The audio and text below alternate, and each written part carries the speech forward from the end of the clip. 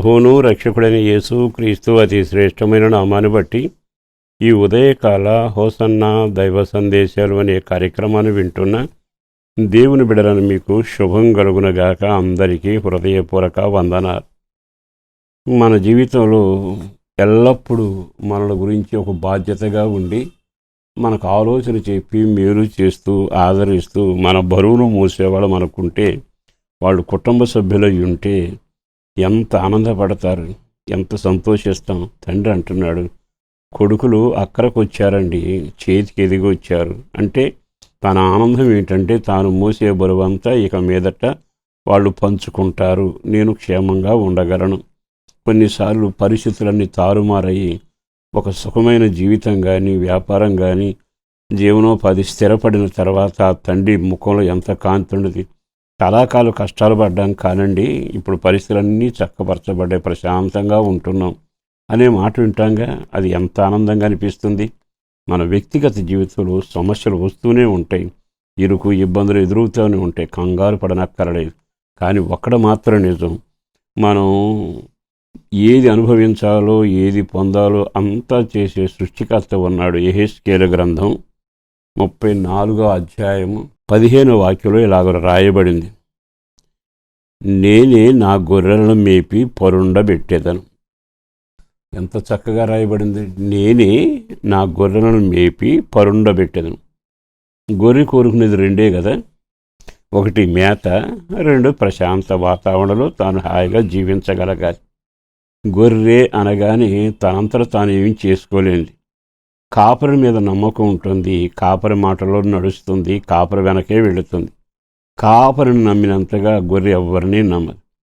తన జీవితంలో ఒకవేళ శత్రువు లాంటి వాడు వచ్చినా ఆ గొర్రెకుండే తత్వం, వాడు కూడా మనకు మేలే చేస్తాడని నమ్మేంత అమాయక జీవి.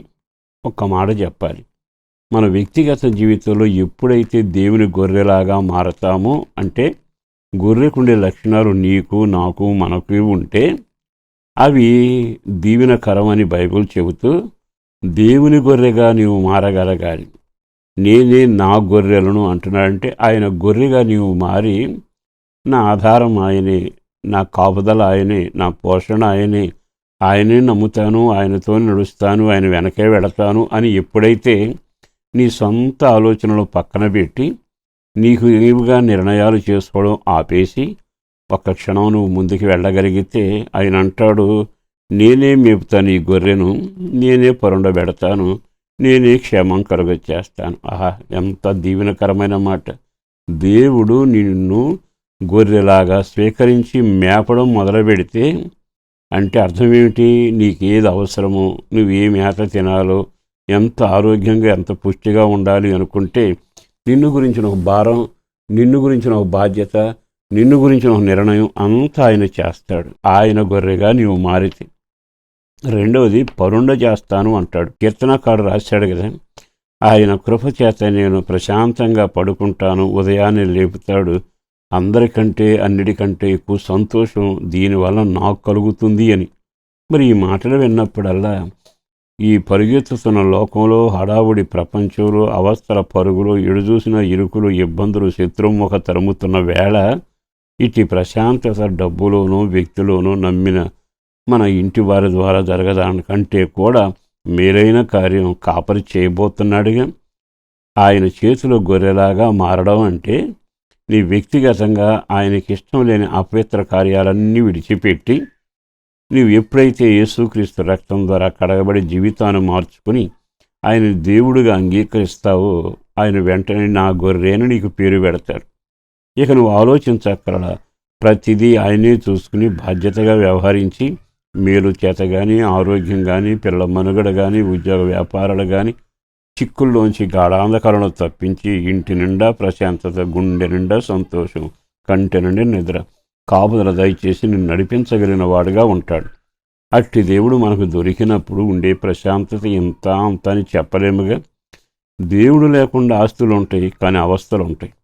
ఈ మాటలు విన్నాకని ఒక క్షణం ఆయన వైపు తిరిగి, ప్రభువా, నేను నీ గొర్రెగా ఉండడానికి ఇష్టపడుతున్నాను, నన్ను గురించి బాధ్యత స్వీకరించి నా పట్ల మేలు చేయవని అడిగితే నీకు మేపుతాడు, పరుండబెడతాడు, కాపుదలగా ఉండి కంచి వేసి మేలు చేస్తాడు. అట్టి కృప మీకు కలుగునగా. పరిశుద్ధుడును ప్రేమాముడైన ప్రభు వందనాలయ. అపారమైన నీ ప్రేమను బట్టి ధన్యవాదాలు. చేసిన మేలు కొరకు వందన, చేయబోతున్న కార్యాల కొరకు వందనను. కాపుదల దయచే రెక్కలను భద్రపరచు.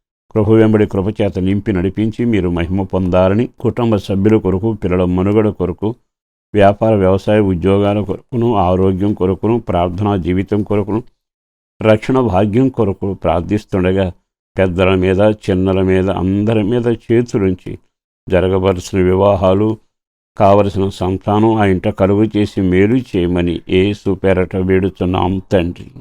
ఆమేన్.